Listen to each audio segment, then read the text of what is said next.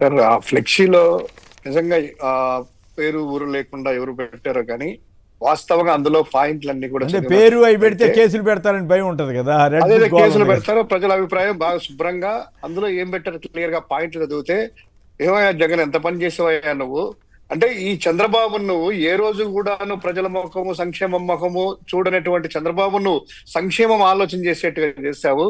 ఏ రోజు కూడాను ఆ పెన్షన్లు కానీ ఎన్ని కూడా పట్టించుకునే వ్యక్తిని బ్యాగ్ వేసుకుని ఒకటో తేదీ వచ్చే లోపల వాలంటీర్లు ఏదైతే పని చేయించావో వాలంటీర్ల చేత ఆ పని తానే చేస్తా ఉన్నాడు. వచ్చేసి ఇదిగోండి పెన్షన్ అని ప్రతి నెల ఒక ఈవెంట్ గా పెట్టుకొని ఒక ఊరు తిరుగుతా ఉన్నాడు.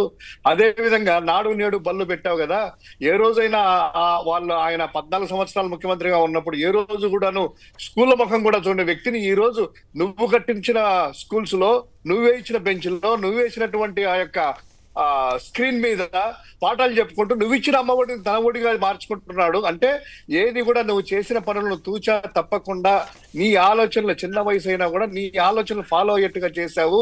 ఇది కదా జగన్ నువ్వు అంటే క్రెడిట్. కానీ నువ్వు చెప్పుకోలేక ఓడిపోయావు.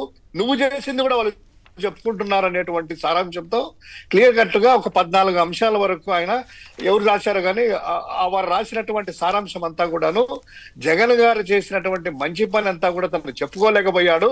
జగన్ గారు ఏదైతే చంద్రబాబు 14 సంవత్సరాల్లో చేయలేని పనిని జగన్ గారు చేసిన పనిని తాను చేసినట్టు క్రెడిట్ చేసుకుంటూ దాన్ని చేయకూడదు, ఇక అవి కాదు అనకుండా అవే ఫాలో అయ్యేట్లు చేశారు అనేటువంటి సారాంశంతో ఉంది. వాస్తవంగా అదే జరుగుతుంది సార్.